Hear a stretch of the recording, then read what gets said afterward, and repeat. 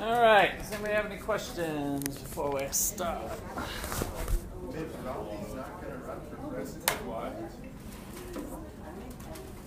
Why, is that official breaking news? Or? Yeah, it is.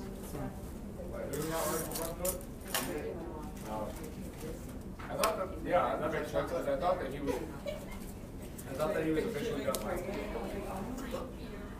These are really junior. Yeah. Like more shit. Okay, so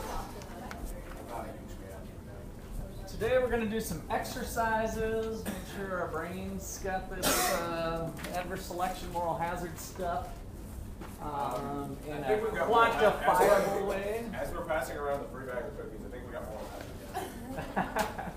The free bag of cookies, you guys might overeat. Well, there's that and the whole commandeering thing.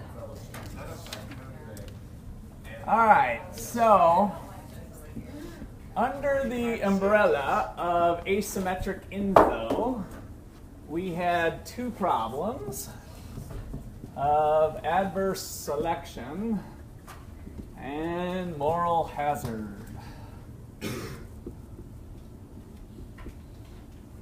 So, in your efforts to understand these concepts, what was one of the key things? Key differences between adverse selection and moral hazard. Kind of like, I'd say the first thing that's a good thing to come to mind. Before and after, yeah. Before and after what? The transaction is final. Transaction, not necessarily information. So information might have came at different points along the way, and so the imbalance of information may remain. So the asymmetric information might remain, but it's the contract issue of when we're when we got under an agreement of some sort. And so, which one's before and which one's after? Versus before and after. Okay, so this is our before, and so we might attract people that we wouldn't have otherwise chosen, or we might have changed the price on them if they were, in our insurance example, if they were a risky person, we might have chose somebody different had we known. I saw a funny example of this on the news. They had an NFL player that had collected workers' comp after he got injured, and he got like $75,000 from the insurance company.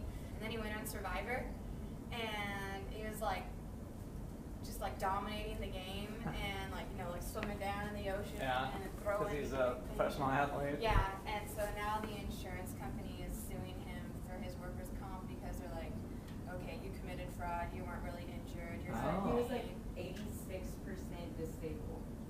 Oh. Yet he was on the Survivor. Yeah, So he was able to swim down 20 foot and he was getting pissed. lift cars over. And so he was like showing like all of his like past X-rays and blah blah blah. He said, taking off his shirt and like showing the scars from surgery. Yep. All right, good one, good one. So yes, before and after. This one changes our behavior depending on the new circumstances. And this one we might had a selection issue, not knowing who's a good one and who's a bad one.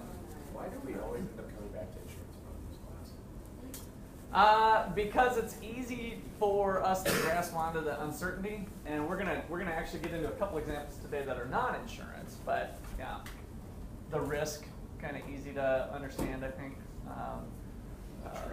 The uncertainty of the future. Yes, all reality stuff. So a special case of moral hazard is the principal agent problem.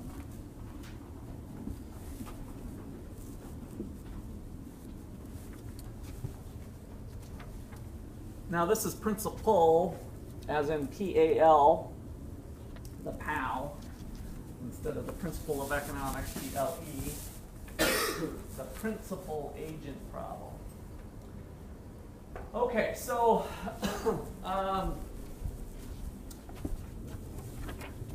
principal hires an agent to carry out some sort of task, and the agent might not have the same incentives to carry out things the way the principal would like to see them done. That's kind of the gist of the problem that we have at hand. And so this can come in to play with employer-employee relationships. Let me pull a new one. How about seller of a home and the real estate agent, one that I know very well from my years of real estate work. So which one's the principal and which one's the agent? The agent's the agent. Sometimes it might be a trick question. We do have to think about it, but the seller of the home hired the agent to try to sell the home, right? And so does the agent always have incentive to work in the same way? So in that problem, what is done to hopefully mitigate there being a problem between the principal and agent? How's the payment structure? You guys may have had some parents. How is it, Kate? Like commission can like take a portion of this. Okay, so the commission, it's usually set up that the agent gets paid as a fraction of the sale price. So the commission is equal to some fraction. Let's just say in our market 7% wasn't unusual. It could be 5. It's a negotiable price, but 7% times the sale price of the home. And so if the price is higher, the agent gets paid more commission. As the price goes down, the sales agent's commission goes down. And so we've tried to align that behavior. If we had a flat rate, that might not be the same, or a fixed commission. Like I will just pay, you pay me $5,000 regardless of the sale price of your home. That would be one way to approach it. Another way that's illegal is to say, a seller comes up to you and says, hey, I just want to get $120,000 out of this place. Anything above that's your commission. That turns out to be illegal to do that type of commission structure. Even though on paper it's in theory like, well, I just want 120. I mean, you take whatever's over. So if you sell for 140, it's $20,000 commission. You sell for 130, it's 10. Certainly you can structure the contract where they would just write it up as I was going to give them this X percentage of it. Like if you said, yeah, like if you said, yeah, you should do that after the fact, be like, okay, anything above $120,000 you keep. So when he sells it for $135,000, just whatever percentage of $120,000 equals that 15 that you can give them. That's the loophole type thinking. I'm not sure. I basically the laws are written so that it's been pretty successful avoiding the loophole, other than illegal behavior under the table of saying, oh yeah, you got it. Here's the money under the table. So that can be worse. I feel like but on paper, that would technically be gray, but after the fact, and after it's done and the contracts are all in, if you date it correctly, then it should be fine. but how I didn't quite understand your Okay, so exact you're mechanism. saying anything above $120,000 you keep.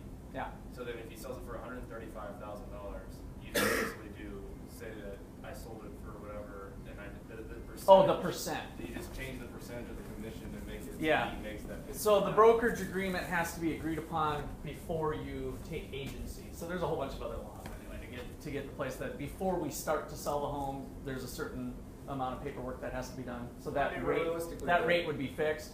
But you're right. You could again kind of somewhat under the table because there's ethical laws and stuff. You know, trash that and change it to 10% later or whatever. Well, I was gonna say, we're thinking just doing like a range of percentage. Like, couldn't you get like 7 to 14%, whatever it happens to be? Like, I mean, the real estate agents No. have a decent idea what the. No, not by law. There are laws on the books to prohibit that. Yeah, there's special laws on the books for real estate. Specific percentage.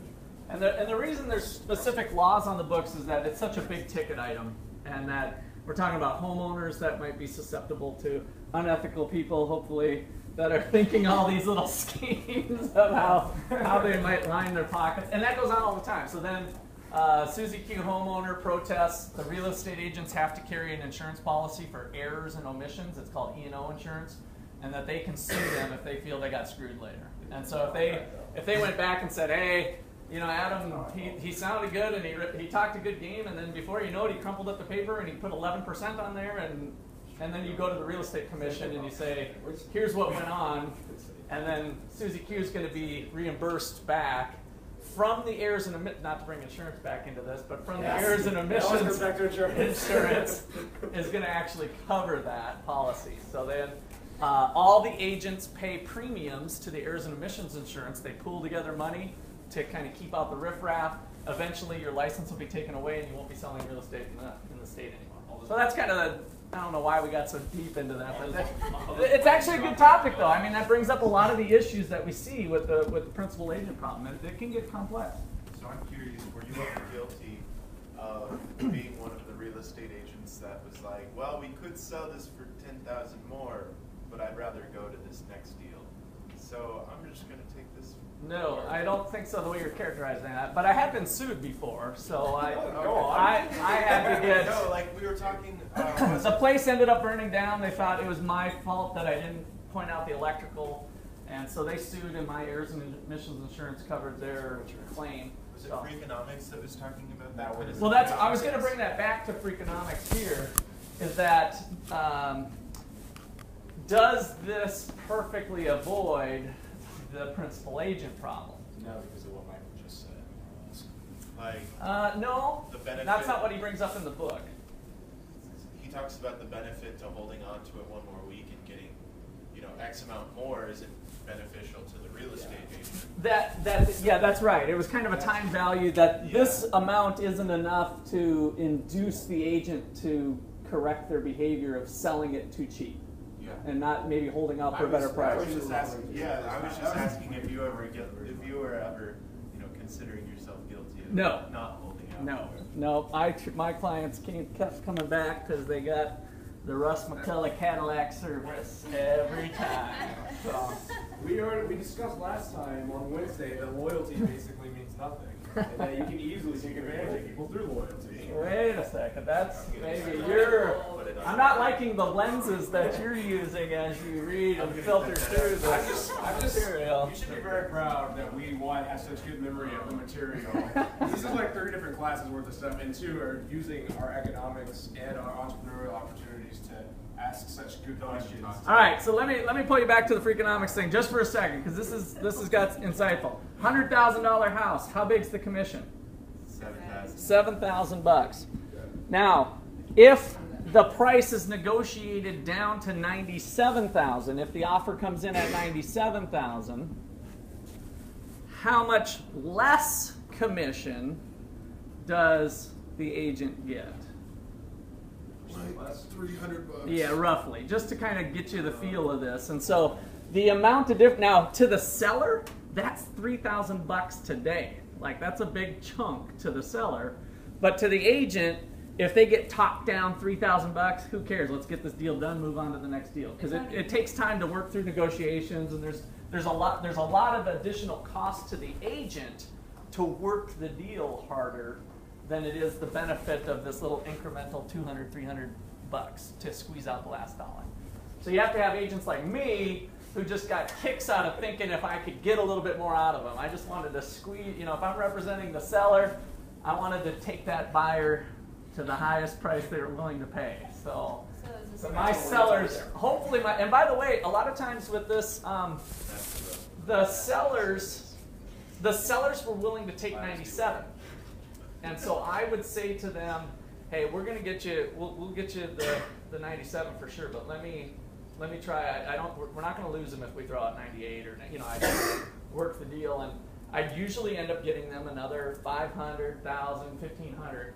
And at the time, they were so wrapped up emotionally in just getting the house sold, right? I mean, there's a lot riding on this. We just got to get the house sold, Russ. 97's fine. I don't want to push the envelope, and I'm like, I had to sometimes I had to maybe give up if people were really, if they're not going to sleep at night because we countered, then you got to kind of learn when. But usually I can convince my client to just trust me. I've done lots of deals. They're not going to go away if we just come back at 98 and see what they do. And we'll probably get 97.5 and we'll put another $500 in your pocket. And so I'd had to kind of nurse them through that process. And that's what kept repeat business. Because then after they get done with the emotions, I'd like to think that sometimes a week later or whatever, after the emotions had kind of gone on out of their body, they're like, wow, Russ really did us a favor by, getting that extra amount of money. That was kind of cool. Saying that the 7% is worth it to the real estate agent, or no, it's not? No, it's not worth it. The 7% is worth it, but what was brought up in Freakonomics is that the difference between getting 100,000 or getting 97, the commission to the agent is relatively small. Because 7% of 97 versus 7% of 100 is kind of a small, might be a couple $100. So like, are you saying that like they're just gonna take they'd be fine to selling it for 97? Yeah, the agent would say, "Oh, we got to take 97. That's a good offer. Let's just take it," and that. Whereas the seller of the home would be like, "I want a better." The seller might be thinking, "I want a better deal," but the agent might be pushing them to, "We should just take this offer." Just to get the deal done and to get the deal done. That's principal agent problem. In that 100,000 case, if you got them just 1,000 more, the agent's only getting an extra $70 for that. That's right. So would that normally? So that's right. That's the point. So is it worth me taking my time to possibly jeopardize the deal? Although that's really unlikely. But yeah, to get that extra 1,000, it's $70 more to me to kind of work that way. Yeah, it's a cost-benefit analysis for the realtor. It's a very good market. Personal satisfaction. For me, yeah. So there's non-monetary benefits for a guy like me to say, I don't really care about that. As Michael alluded to, it's commission plus net value of pride. Yes, something like that. And then also long-term thinking again. If that client recognizes that, hey, then we might refer other people to Russ. So kind of long-term thinking versus short-term. So did we just learn a sales pitch? Perhaps. If you were paying attention, yes. They were talking about I try to sales. convey you guys some real-world negotiation skills as much as I can. So. Right? What's that? The sales major? No, I'm not that. I'm more of street smart. I'm not. I don't have all that ivory tower academic stuff like this. Is that a gold rating? The sales major's not less. All right, so let's do a quick little problem here. Got a couple activities.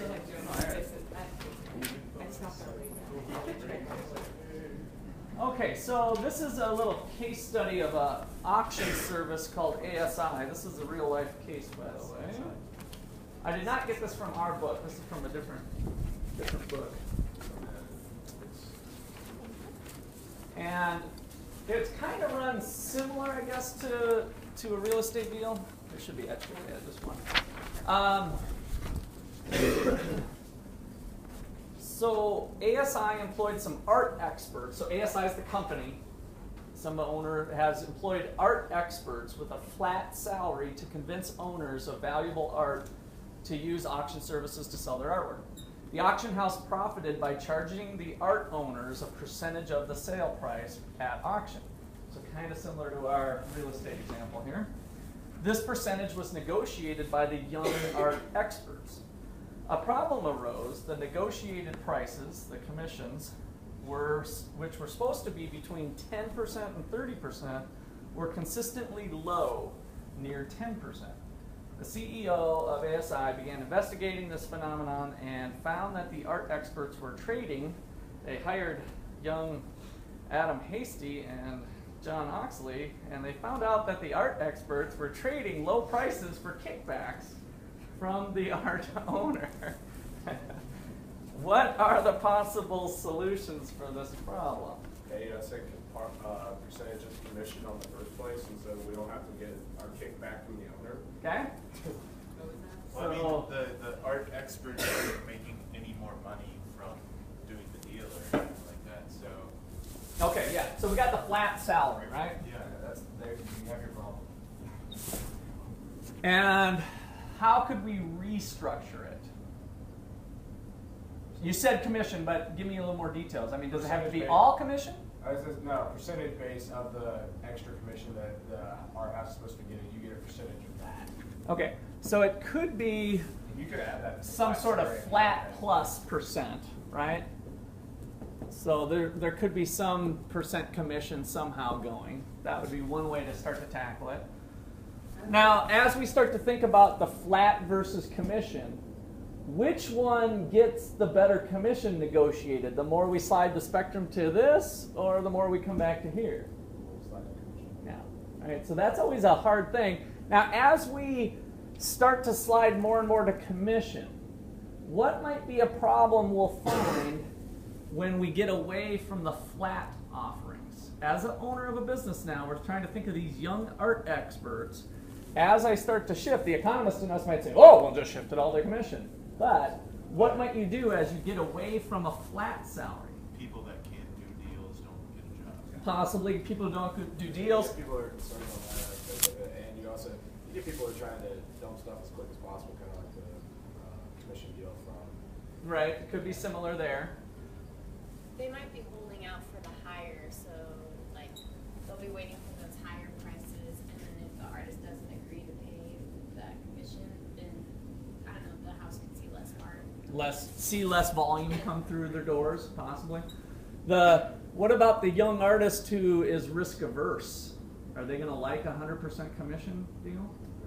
Even if they're a talented person, but if they've got an infant and a 2-year-old at home that they got to buy diapers and stuff for, are they going to want to work for this place if there's another auction house or another opportunity? See what I mean? So you kind of like, you might be overlooking good people because of risk aversion if you start to just simply move to a % commission just to get rid of the principal agent problem. So there's it can be a complex issue when we start thinking about these principal agent problems, that there might not just be a real easy solution. I have a question. So basically, I guess I'm not really understanding like what the problem is. So like, when they sell the art, they either pay the art house a flat rate or they give them a percentage. No. So the artist is the agent is getting paid a flat amount. They just show up to work and they get paid $30,000 a year. Selling the art. And then that person is going to individual owners. Jesse's got, oh, this is a beautiful piece of art, and I tell you what, we'll put this up for auction, and I can do it for 30%. And then Jesse says, oh, that sounds a little high. Could you do 20, right, or something like that. So what evolved over time was that the art experts were saying they could go as low as 10. Their boss allowed them to go to 10. Is to say, I tell you what, how about do 10, and then you've got, Jesse, I really like this picture. If you give me this picture, I'll do 10% for you. That's the under the table stuff that was going on. So they were effectively getting a commission on the sly. On top of their flat salary. Okay, there was no commission at the time. I got it now. But the auction house had this 10 to 20%. Here's how this real life story ended, is that the guy, the owner, was fed up with this and said, we're just going to go to a fixed 17%. You guys can't negotiate it anymore. And then watched under the table stuff. So 17% was fixed, but it turns out he fixed that with a couple other auction houses. And so he spent some time in jail when they found that out, that he did a price fixing scheme. Is that the CEO had this great idea, well, I'll just call up the other auction houses, and how about if we all do 17%? And then we don't have to worry about this negotiation stuff. That seems like kind of a waste of time anyway. Why wouldn't they just rise the floor percentage from 10 to like 17? Because you don't want to lose. You wouldn't want to lose out possibly on it. So another owner, maybe a competitor or something. If you can get 10% and it's a really hot piece and it's $1 million piece, I'd rather have 10% of $1 million than 17% or 20% or 15% of nothing if I don't get it. So that's kind of and that's where the principal has their bottom line in mind. If the owner had enough time to negotiate each deal individually, they can do price discrimination, right? They just sit down face to face and they say, well, 20%, how about 22%? And on a case-by-case basis, they just negotiate the rate. And that's just price discrimination. Totally legal, of course. So with that 17%, they were saying, like, rather than having a flat salary, you're going to make 17%. They just set Well, there was still a flat salary, but they couldn't negotiate with owners. flat salary, no negotiations. The art price is going to be 17%. The commission on the art. And it was 17% for the entry because they did a price fix. Because they price fixed, yeah. And so then he went to jail and had about 7.2, I think it said $7.5 million worth of fines too, which was their amount that he had. So it wasn't a good idea to go to the collusion route. The other moral of the story is he lost some of the young artists that thought they deserved a commission. And so they went to other auction houses. So what you guys brought up would be a better solution, certainly, than going the illegal price fixing route. And you had the audacity to insinuate that we were immoral. So that 17% would be the percentage goes back to the art house? Yes. Not to the agent? Not to the agent, right? Not Because to the the agent was still getting paid a flat salary. Okay. That's what the owner chose to go, but he didn't really get rid of the problem. There still might have been some under the rug stuff, but at least he got his commission structure back up to a higher level. Just telling John, I don't know much as far as other markets, but at least in like the mortgage sales and, I mean, on the other side of the real estate problem that we were talking about earlier, for like the mortgage salesman. Mhm. Most of them pretty much like they're in the market whenever there's a place for them to be in the market, and if they can't make it, they just don't make it because all they're making is commission for the most part. Right. And there's really kind of no base pay except for the legal base pay that they have Right. to have. They're just all about getting whoever through. So there's kind of some good ways to diagnosing the problems like this. First of all, who is making the bad decision? If you're the owner and you're trying to figure out, you've got a problem at your auction house, who's making the bad decision? Number two, did the agent making the decision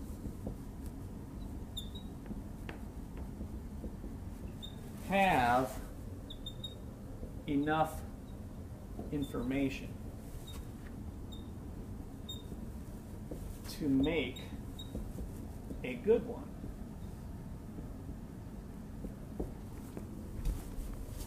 Did the agent making the decision have enough information to make a good one?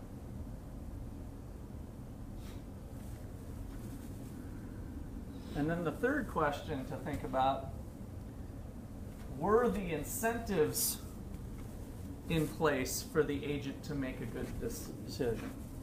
Were there incentives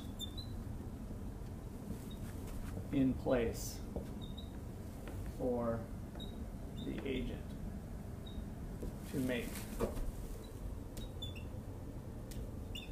a good decision?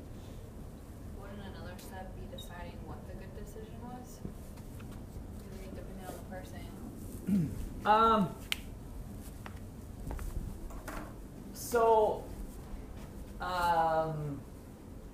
That might be part of the solution later to how we handle it. Say your question again.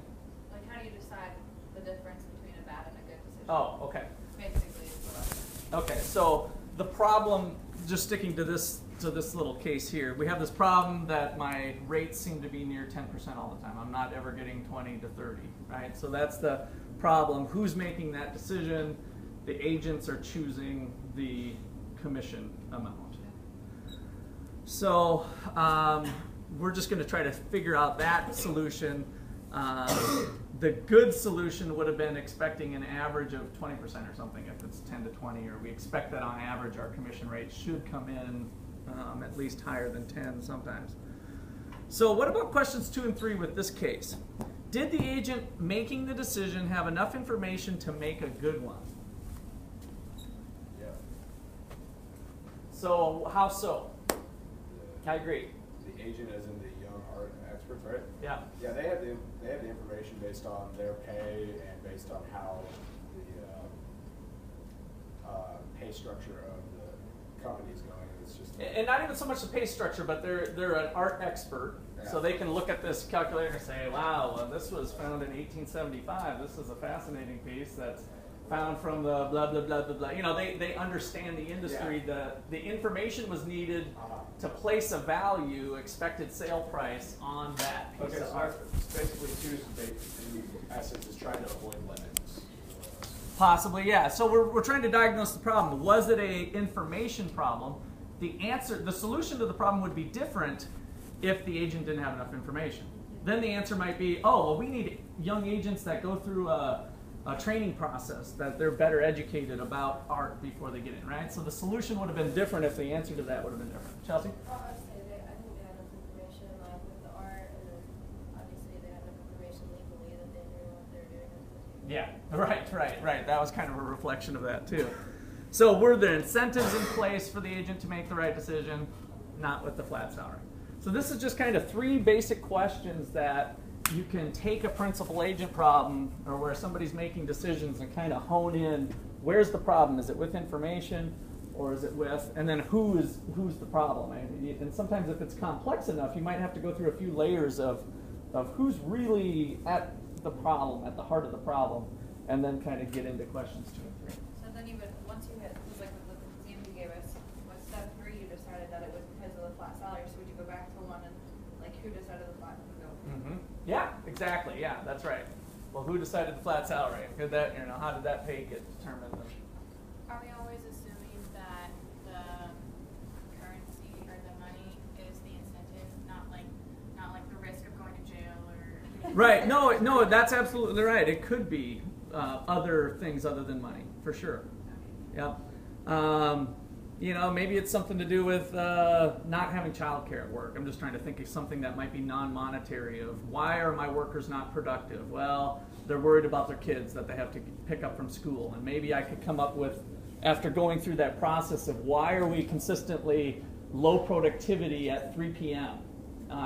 During our business day? Why is that? Why is everybody, whatever? So you kind of just, if you systematically go through that thought process, it can help you try to diagnose the problem and approach a solution. Okay, anything else there?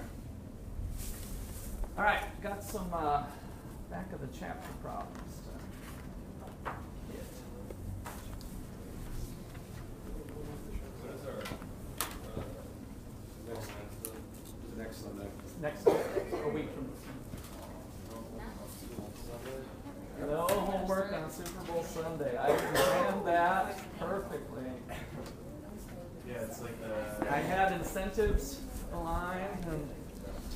Okay, so for these problems, we have to use our convention of expected value. So the first thing there says problems 22 through 25. Use the fact that the expected value of an event is the probability weighted average, the sum of each possible outcome multiplied by the probability of an event occurring. So you guys can work together on it. I'm just going to let you kind of go for it. And